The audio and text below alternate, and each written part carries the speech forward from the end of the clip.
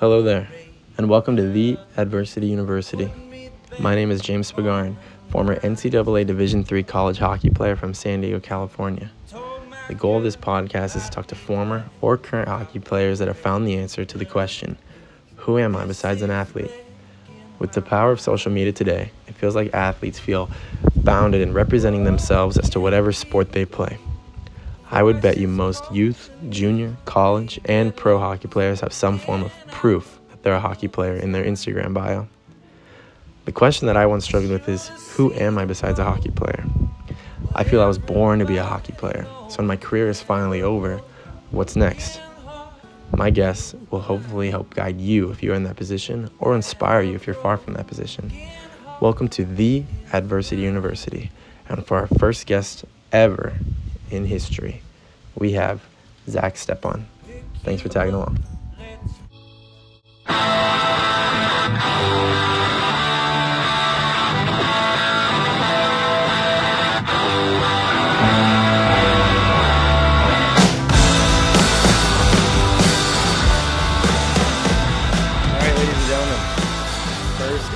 Guest and episode on the pod from Faribault, Minnesota.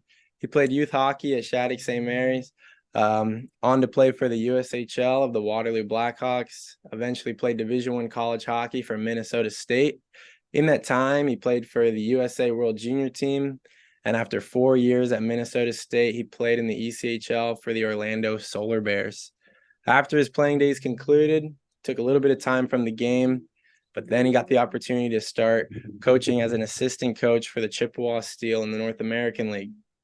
After that, he served as a head coach in the North American 3 Hockey League for the New Ulm Steel for 2 years, the feeder league for that Null team at the time. He then went on to be an assistant coach for the Aberdeen Wings of the North American League and is currently the assistant coach in the USHL for the Des Moines Buccaneers. I'd like to welcome Stepan. How are you? Doing good, man. Appreciate you having me on, and I'm excited to see you. Excited to see you for one. It's been a while, right? Yeah. It's been a while since we talked too. I'm excited to be your first, the first guest, and I'm excited to see where this thing can take off to, because all the plans that you got for it it's exciting stuff. Perfect. Yeah. So if you want to dive into, your family life, like start how you got into hockey, just run it by me, run everything. Yeah, so it's kind of a crazy story, I guess. From my side of things, like my uncle played hockey growing up, and he drafted by the New York Rangers, so like the family was kind of already into the whole hockey scene. And then his kid, who's my cousin, who's a few years older than me, played, and that's kind of who I looked up to. And he actually just retired this season, after 13 years in the NHL, 7 with the Rangers, 3 with Arizona, a year with Ottawa, and then the last couple of years with the Carolina Hurricanes. So hockey kind of ran in the blood, from that side of things. Now, the side note to that was we bounced around a little bit, me and my mom. And so I ended up doing the AAA route instead of the school route growing up, where like Derek and my uncle Brad did kind of the play for your school route. So after that, getting through middle school, playing AAA, then I ended up at Shattuck, played all 4 years at Shattuck, and that time really probably boosted everything in my hockey career to where I realized that I was actually gonna be able to do something with the game. And it just all kind of spiraled from there. Got you. So was your goal from the time that you started playing, was it NHL? That's what your goal is, or was it just playing to kind of have fun? I know a lot of kids that I train currently, I ask them, what do they want to do with hockey? What's their end goal with it? And they're like, I want to play in the NHL. Was that what you had in mind when you first started, or? Yeah, I think it kind of evolved over time. I remember going through middle school, like I played it because I loved it, but growing up, a lot of it was because it was a way for me to bond with my family. Because not only did my one cousin play in the NHL and do that route, my other cousin, who was the same age as him, played at St. Thomas Academy High School, won a state championship, right? So as a young kid, like that still fires you up. Yeah. And all of that. And then my cousin Josie, who was my age, she also played. So like that was kind of the family bonding. And so I think that was more of why I played early on and why I had so much fun doing it. Then after kind of getting the non-recruited to Shattuck, right, and had some talks about that. And after probably my first season there, it got real because then colleges started coming. And once that happened after my freshman year, it was kind of like, okay, that like maybe I can do something with it. And that's where that kind of evolved there. Into yeah, I want to play in the NHL. I want to play D1 college hockey and play in the NHL someday. And I would actually say that as I got through college and the game changed so much in the NHL to being so much faster and younger that it actually evolved to, I'm good with playing minor league pro, but I really want to go to Europe and do that whole deal. And unfortunately, I wasn't able to do that with some injury issues, but that's how it kind of evolved. Where like even after I was done with college, like would I want to play in the NHL? Yeah, but I was self aware enough to know that it was going to be a grind if I was going to get the shot. Right. Uh, and with playing on three of those USA teams, I got to go to Europe quite a bit. Um, and then even with Waterloo, I was able to go over to Russia. So I've been over to Europe a lot Yeah. for an unnormal human being. And I loved it over there. So I kind of wanted to go back over there and continue my culture shock of what I got to experience over there. Yeah, perfect. So out of Shattuck, were you drafted then to the USHL at that point? And then how did it work for you?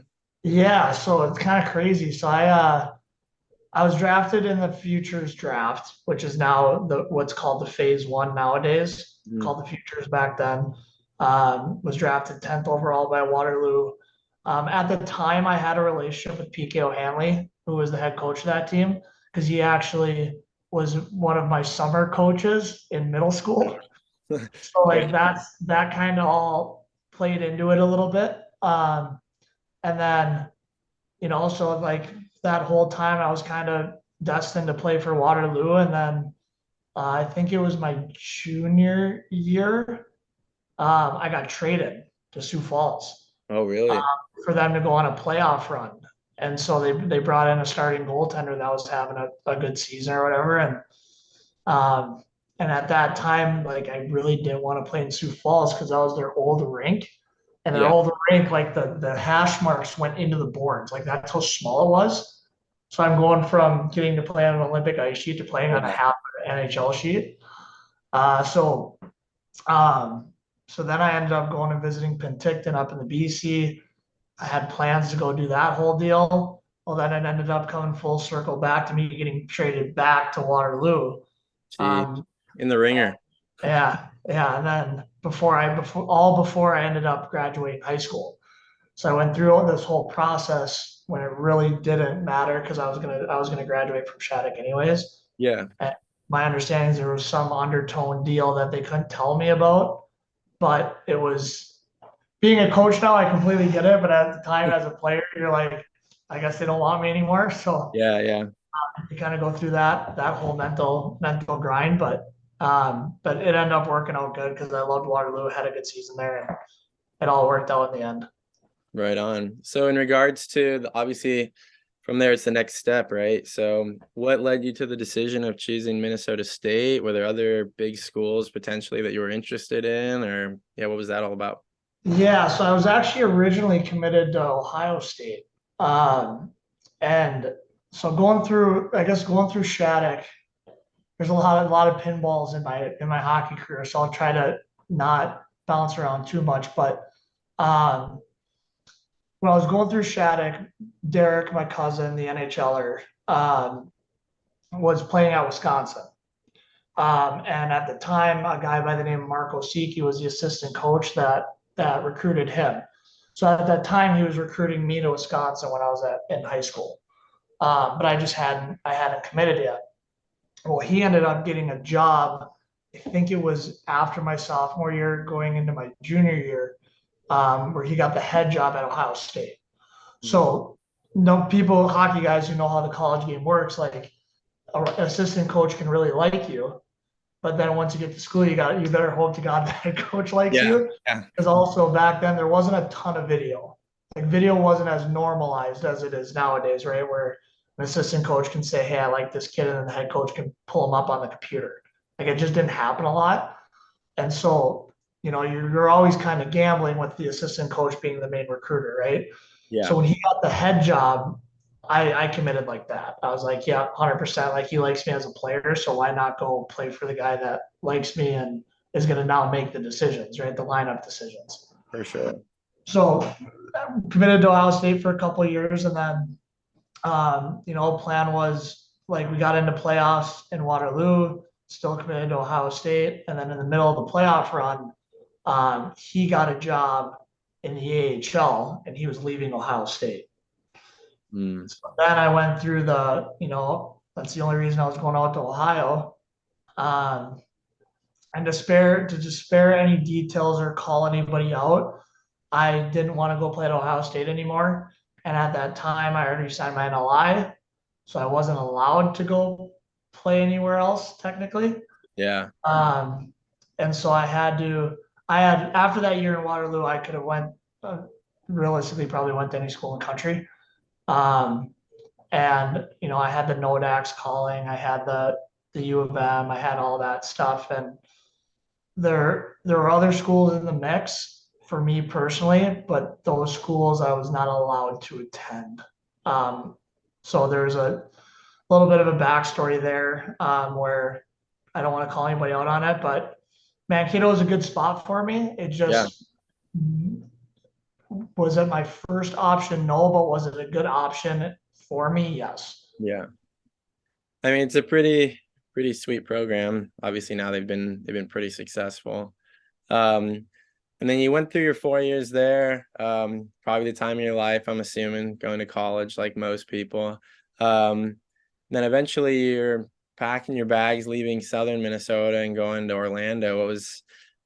What was that about? What was the decision process there, and how was your time there? Yeah, so I kind of went through this deal because I was still kind of fighting. So the injuries that ended my stuff was concussions, right? And and come to find out, a couple that weren't healed yet, going through college, and so I went through some stuff there. And so after college, I actually was going to be done.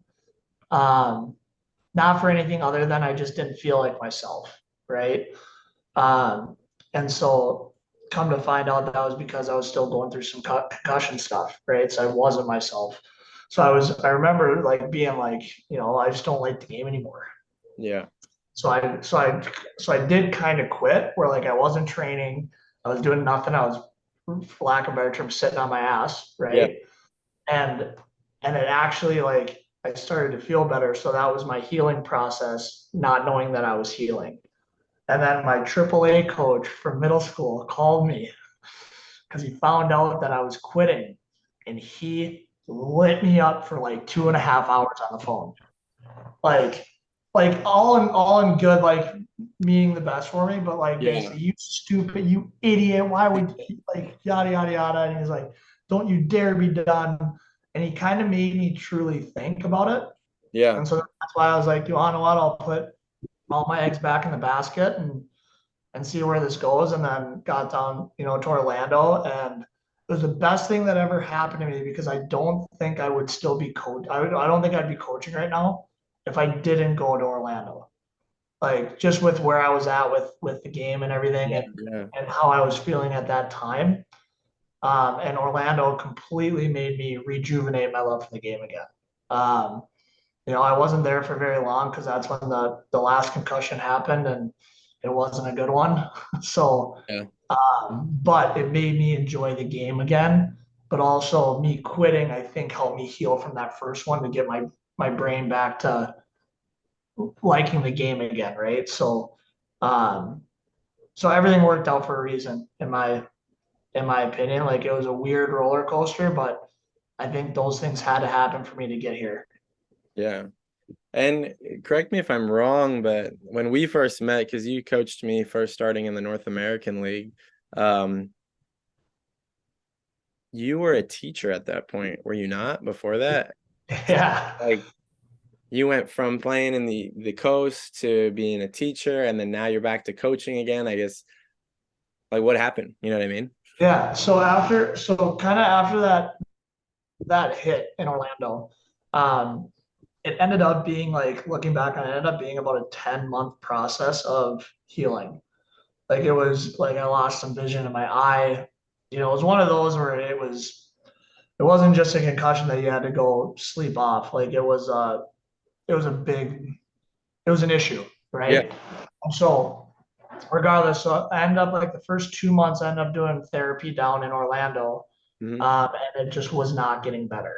And that's when, the doctor kind of gave me the like, dude, You gotta you're hang it up. playing with fire, man. Like if Yeah. it's not healed now, like that means it's vulnerable, right? And so what they did is they ended up sending me back to Minnesota to do therapy at a bigger clinic in Tria, Okay. uh, with some higher powered people. Um, and so that's what I did. And I got to give the Orlando Solar Bears a lot of credit because they still pay for all of that. And there's a form that you can sign when you're starting to feel better that says like, you know, I'm healed, Yeah. and they never forced me to sign that. And so technically, like if I have any of those issues, like they'll pay for it. And Awesome. so they treated me well, extremely well for not being there for very long.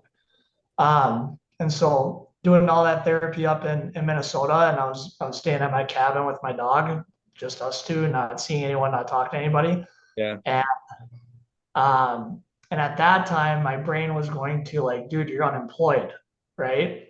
Yeah. So it was not a smart decision looking back on it, but I ended up getting my real estate license during that time. Yeah. But I did it online. So I did the 90 hours of online schooling and then took the tests while having a concussion. Pretty Jeez. pretty straightforward thing to say, don't spend that much time on the computer when you got a concussion, right? Right. Yeah. So I ended up doing that, get hired at Wayzata, Minnesota, at Keller Williams Realty, worked that for a couple months and was going back and got more brain scans, and it was making it worse because that's also a job that like it's not a 9 to 5 where when you get home you can shut your brain off a little bit. Like you're Yeah. constantly Thinking. working on the computer and you're on the phone. So then had to quit that job, kind of forced to quit that job. And then 2 months, or a month later, my mom's been in education for 25 years, Hmm. and they didn't have a science teacher with like 2 weeks before school started. She's like, do you want to try this? Because at that time there was a teacher shortage. And so since I had a science degree, I could teach science.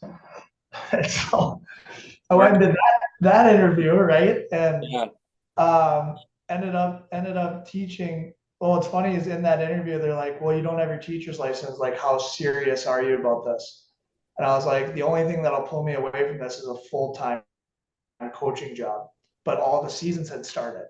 So the Yeah. chances of not only a job opening up, but then me being hired for it with no prior experience was really low, right? Yeah. So I think that's the only thing that'll happen. So I ended up teaching zoology, chemistry, and physics to high school kids. Yeah.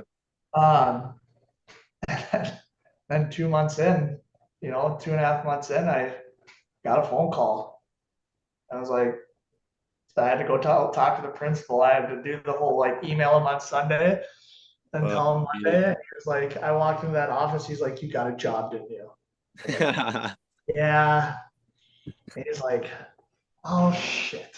Like, life's crazy, man. It's so Yeah. unpredictable. But so, as you mentioned earlier, like hearing from that guy you're working with in Minnesota, like hockey's kind of coming to an end, like probably wouldn't play anymore, right? Highly Yeah. recommend not.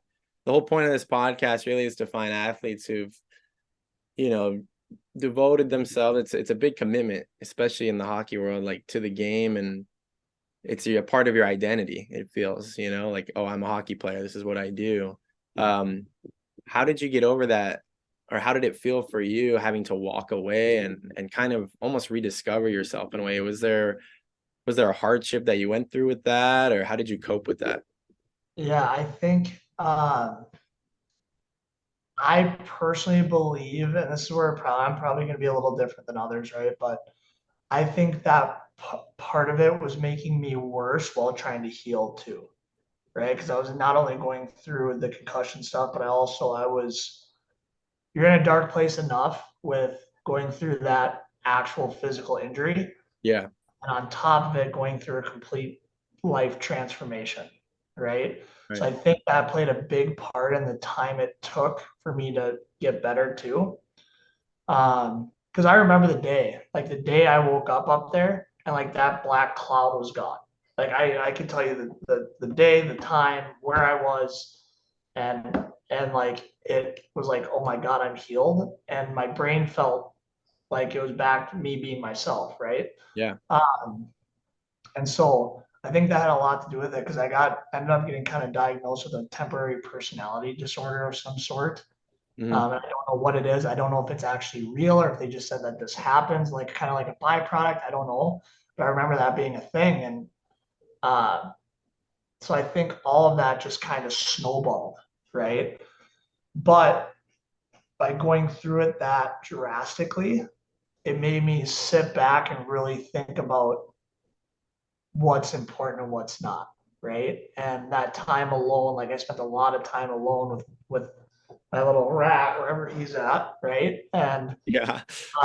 it forces you to think about some things, right? And so I think I think I was good with being done because I also figured like, you know, I'm not going to play in the NHL if I'm this vulnerable, right? And I Right. think that helps, right? And to start, that made it easier. Now 5 years or 6 years down the road, it's actually harder because when I get out on the ice, like my body works. Yeah.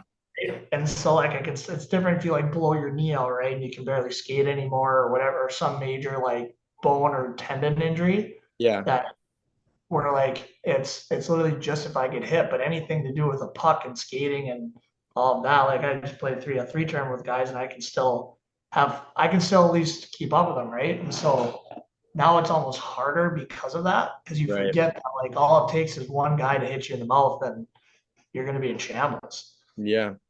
So And I remember too, even when you coached me, you're buzzing around out there, even post practice shootouts, just lethal out there. I could see the energy. Is I totally hear it's awesome to hear how you know because that's pretty detrimental. Obviously, what happened to you with the concussions and how you're able to bounce back and really look at what's important in your life. And even now, you're still a part of the game, and I think making a huge difference at every level. Obviously, you did for me when I played for you, but as every level you played, I'm sure you've done the same for others. You know what I mean? So it's cool to see, definitely.